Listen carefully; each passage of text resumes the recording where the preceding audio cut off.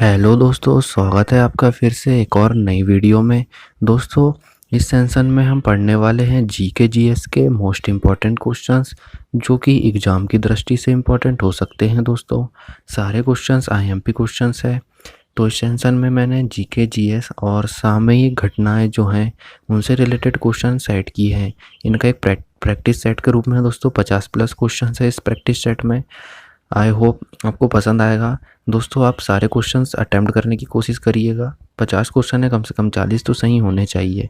तो चलिए session start करते हैं। दोस्तों पहले क्वेश्चन की बात कर लेते हैं। तो पहला क्वेश्चन है, निम्नलिखित में से कौन सा मूल अधिकार भारतीय संविधान में नागरिकों को नहीं दिया गया है। दोस्तों, इसके राइट आंसर की बात कर लेते हैं। राइट आंसर होगा हमारा ऑप्शन सी, सूचना का अधिकार, जो कि नागरिकों को नहीं दिया गया है।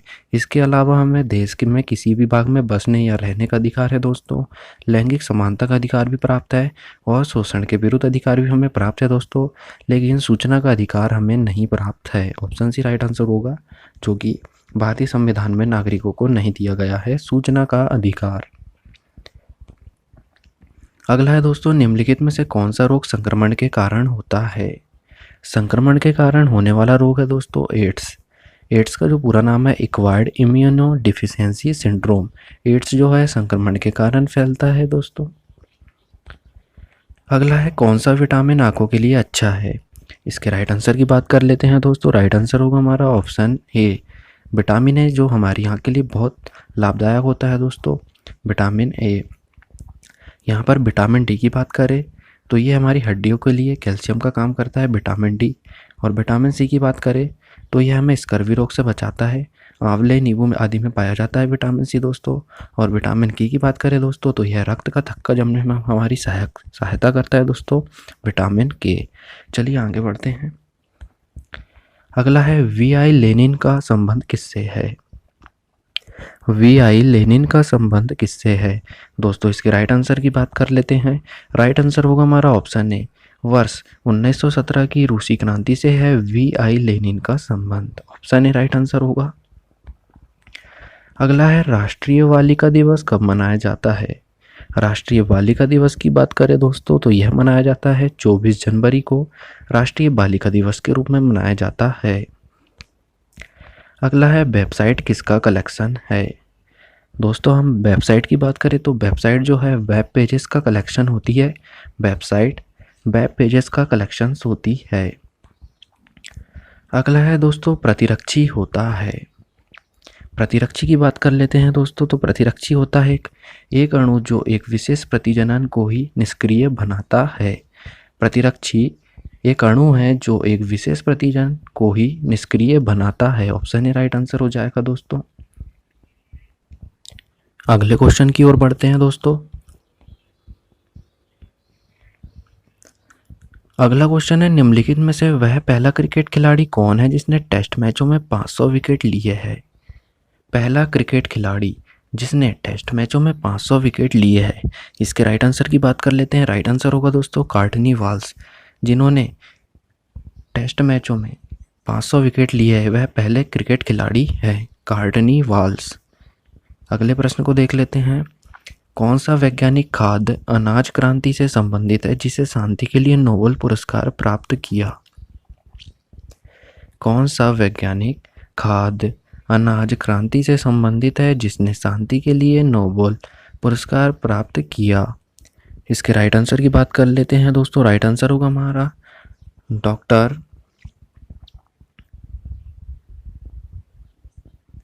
डॉक्टर एन आई बोरलॉग होगा दोस्तों हमारा राइट आंसर डॉक्टर एन आई बोरलॉग, जिन्होंने शांति के लिए नोबेल पुरस्कार प्राप्त किया और खाद्य अनाज क्रांति से संबंधित है। ऑप्शन भी राइट आंसर होगा डॉक्टर एन आई बोरलॉग।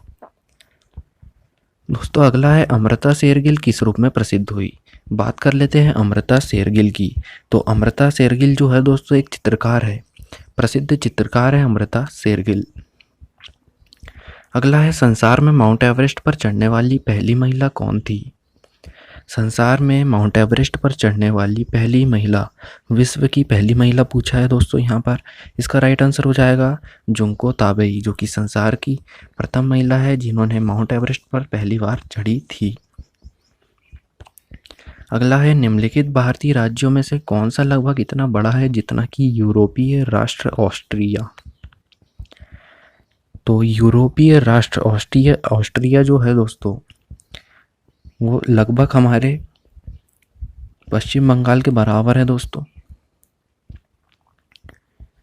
हमारा जो भारतीय राज्य पश्चिम बंगाल है वह लगभग यूरोपीय राष्ट्र ऑस्ट्रिया के बराबर है दोस्तों। ऑप्शन सी राइट आंसर हो जाएगा, पश्चिम बंगाल।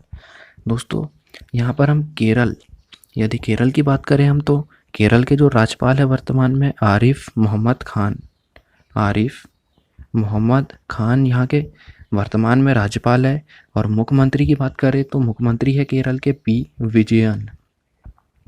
विजयन यहाँ के तत्कालिक मुख्यमंत्री है दोस्तों। अब बात कर लेते हैं हम पश्चिम बंगाल की दोस्तों। पश्चिम बंगाल के जो तत्कालिक राज्यपाल है जगदीप धनखड़।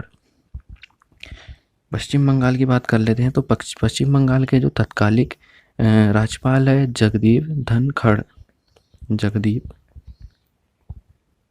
धनखड़। और यहाँ के मुख्यमंत्री की बात करें दोस्तों तो तत्कालिक जो यहाँ पर मुख्यमंत्री है पश्चिम बंगाल की ममता बनर्जी यहाँ की तत्कालिक मुख्यमंत्री है। अब बात कर लेते हैं उड़ीसा की। तो उड़ीसा के जो तत्कालिक राज्यपाल है दोस्तों गणेशी लाल, जो कि राज्यपाल है गणेशी लाल उड़ीसा के। और यहाँ के मुख्यमंत्री की बात कर लेते हैं तो नवीन पटनायक, जिन्हें हीरो टू एनिमल अवार्ड से सम्मानित किया गया है दोस्तों, नवीन पटनायक को। अगला है कर्नाटक की हम बात करें तो कर्नाटक के जो तत्कालिक राज्यपाल है वजुभाई आरवाला। और यहाँ के जो तत्कालिक सीएम है दोस्तों येदियुरप्पा। दोस्तों बात कर लेते हैं अगले क्वेश्चन की। अगला है भारत रत्न से विभूषित प्रथम विदेशी नागरिक कौन है। दोस्तों यहाँ पर राइट आंसर की बात कर लेते हैं तो राइट आंसर होगा दोस्तों हमारा ऑप्शन बी, खान अब्दुल गफ्फर खान जो है भारत रत्न से विभूषित प्रथम विदेशी नागरिक है दोस्तों, Khan Abdul Ghaffar Khan. Option B right answer हो जाएगा दोस्तों। अगले प्रश्न की ओर बढ़ते हैं। अगला है प्रथम Indian Grand Prix Formula 1 race के विजेता निम्नलिखित में से कौन है। तो प्रथम Indian Grand Prix Formula 1 race के विजेता की बात कर लेते हैं दोस्तों, तो ये है सेबेस्टियन बेटेल राइट आंसर हो जाएगा दोस्तों। प्रथम Indian Grand Prix Formula 1 race के विजेता हैं सेबेस्टियन बेटेल। अगले क्वेश्चन की ओर बढ़ते हैं। कोंकण रेलवे की लगभग लंबाई कितनी है। मोस्ट इंपॉर्टेंट क्वेश्चन है दोस्तों। कोंकण रेलवे की जो लंबाई है दोस्तों ऑप्शन सी 760 किलोमीटर है लगभग कोंकण रेलवे की लंबाई। अगला है भारत का निम्नलिखित में से कौन सा तट प्रचंड उष्ण कटिबंधीय चक्रवातों से सर्वाधिक दुष्प्रभावित है। तो दोस्तों इसके राइट आंसर की बात कर लेते हैं। राइट आंसर होगा हमारा आंध्र प्रदेश, जो कि प्रचंड उष्ण कटिबंधीय चक्रवातों से सर्वाधिक दुष्प्रभावित है आंध्र तट। अगला है दोस्तों भारतीय अर्थव्यवस्था के किस क्षेत्र में सर्वोच्च उत्पादकता है। यहाँ पर सर्वोच्च उत्पादकता की बात करें दोस्तों तो परिवहन, संचार एवं वाणिज्य में अर्थव्यवस्था के ऐसे क्षेत्र हैं यहाँ पर सर्वोच्च उत्पादकता है परिवहन, संचार एवं वाणिज्य में। ऑप्शन भी राइट आंसर हो जाएगा दोस्तों। अगला है भारत की प्रथम बोलती फिल्म कौन सी थी। भारत की प्रथम बोलती फिल्म की बात करें तो वह थी दोस्तों Alam Ara. Option C right answer हो जाएगा, आलम आरा भारत की प्रथम बोलती फिल्म थी दोस्तों। अगला है प्रकाश का वेग सबसे पहले किसने मापा था। यहाँ पर प्रकाश के वेग की बात करें हम तो रोमर ने नापा था प्रकाश का वेग। ऑप्शन डी राइट आंसर हो जाएगा, रोमर। अगला है कांसा निम्नलिखित में से किसकी मिश्र धातु है। कांसा की बात करें हम तो कांसा जो मिश्र धातु है तांबा और tin. Option D right answer हो जाएगा, तांबा और टीन की मिश्र धातु है कांसा। अगला है ओलंपिक खेल वर्ष 2021 में कहाँ प्रस्तावित है। करंट अफेयर का क्वेश्चन है तो यहाँ पर हम राइट आंसर की बात कर लेते हैं। राइट आंसर होगा हमारा ऑप्शन सी, जापान में प्रस्तावित है हमारा ओलंपिक खेल 2021। अगला है निम्नलिखित में से कौन सा तना अपरिवर्तित भूमिगत तना है। तो दोस्तों इसका राइट आंसर हो जाएगा ऑप्शन डी, आलू जो कि अपरिवर्तित भूमिगत तना है। अगला है राष्ट्रपति की सेवानिवृत्ति आयु क्या है। तो दोस्तों राष्ट्रपति की जो सेवानिवृत्ति आयु होती है कोई सीमा नहीं होती है, वह जब तक चाहे अपने पद पर रह सकता है। अगला है निम्नलिखित में से वह धातु कौन सी है जिसका ऑक्साइड परत बनने के कारण संक्षारण नहीं होता है। तो दोस्तों राइट आंसर हो जाएगा हमारा एल्यूमिनियम, जिसका ऑक्साइड परत बनने के कारण संक्षारण नहीं होता है एल्यूमिनियम का। अगला है भारत के उच्चतम न्यायालय को प्राप्त है, भारत के उच्चतम न्यायालय को प्राप्त है अपीलीय और परामर्शीय अधिकार क्षेत्र, अपीलीय और परामर्शीय अधिकार क्षेत्र प्राप्त है भारत के उच्चतम न्यायालय को। अगला है निम्नलिखित में से वह मसाला पदार्थ कौन सा है जो जड़ों से प्राप्त होता है। तो जड़ों से हमें प्राप्त होती है हल्दी, ऑप्शन सी राइट आंसर हो जाएगा, हल्दी हमें जड़ों से प्राप्त होती है। अगला है रेड इंडियन निम्नलिखित में से किस क्षेत्र के हैं। तो रेड इंडियन है दोस्तों उत्तरी अमेरिका से बिलोंग करते हैं, रेड इंडियंस, रेड इंडियंस उत्तरी अमेरिका से बिलोंग करते हैं। अगला है सुएज नहर किस किस को जोड़ती है। सुएज नहर की बात कर लेते हैं। तो सुएज नहर जोड़ती है दोस्तों भूमध्य सागर और लाल सागर को जोड़ती है सुएज नहर। अगला है कुतुब मीनार को जैसा हम आज देखते हैं उसे उसका पुनर्निर्माण किया गया था। तो कुतुब मीनार का अगर पुनर्निर्माण पूछा जाए दोस्तों तो उसका पुनर्निर्माण किया था फिरोज शाह तुगलक ने, फिरोज शाह तुगलक ने कुतुब मीनार का पुनर्निर्माण कराया था। ऑप्शन डी राइट आंसर होगा दोस्तों, फिरोज शाह तुगलक। अगला है इब्न बतूता किसके शासनकाल में भारत आया था। मोस्ट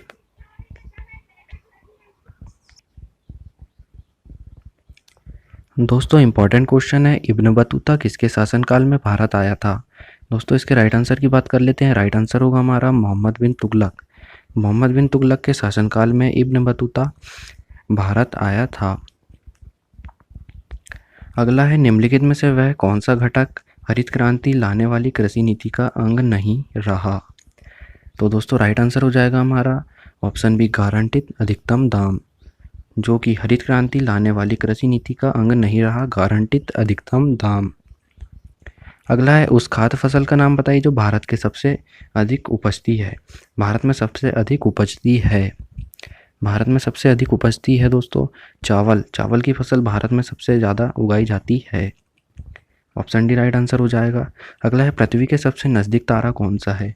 जैसा कि हम सभी जानते हैं हमारा जो सबसे बड़ा तारा है सूर्य, जो कि पृथ्वी के सबसे निकट है।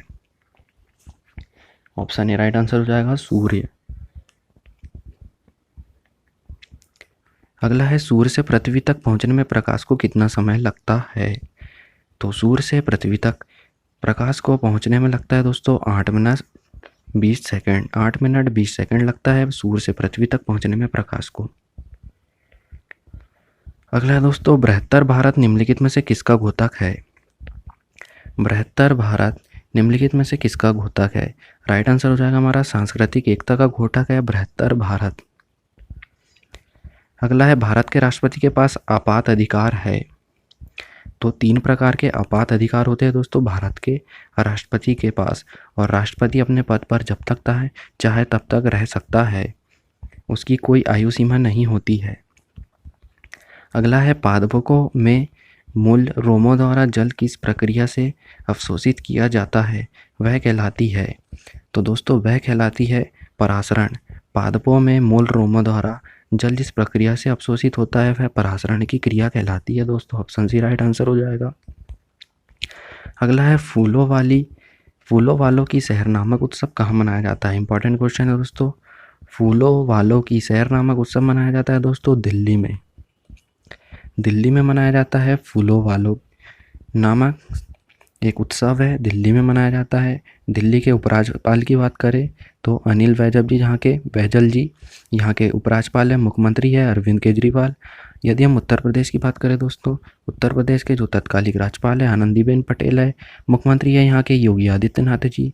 कश्मीर की बात करें तो यहाँ पर शासन चलाया जाता है गिरीश चंद्र मुर्मू द्वारा, यहाँ के उपराज्यपाल है। और मिजोरम की बात कर लेते हैं तो मिजोरम के जो तत्कालिक राज्यपाल है जोधा पिल्लई, और यहाँ के सीएम की बात कर लेते हैं तो जोरम थांगा यहाँ के तत्कालिक सीएम है मिजोरम के। अगले प्रश्न की ओर बढ़ते हैं दोस्तों।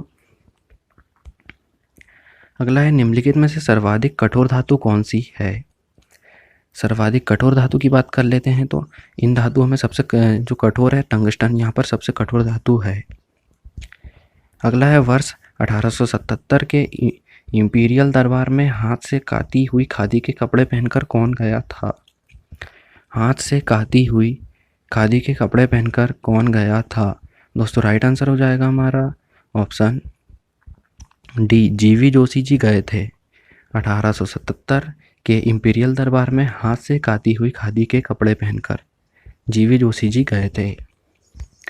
अगला है भारत में राजस्व एकत्र करने के स्थायी बंदोबस्त की प्रणाली शुरू की गई थी। तो यह शुरू की गई थी दोस्तों लॉर्ड कॉर्नवालिस के द्वारा शुरू की गई थी। स्थायी बंदोबस्त लॉर्ड कॉर्नवालिस के द्वारा शुरू किया गया था। अगला है निम्नलिखित में से कौन शास्त्रीय संगीतज्ञ के रूप में प्रसिद्ध हुए।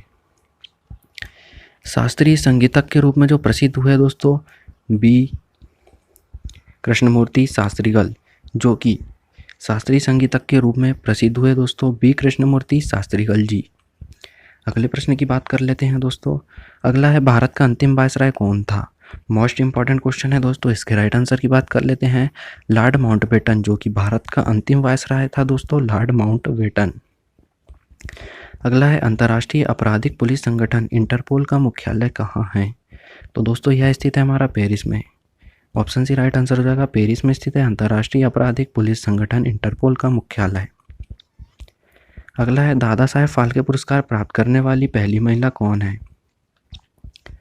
दादा साहेब फाल्के पुरस्कार तो सबसे पहले मिला था दोस्तों देविका रानी रोरिक को मिला था दादा साहेब फाल्के पुरस्कार, देविका रानी रोरिक।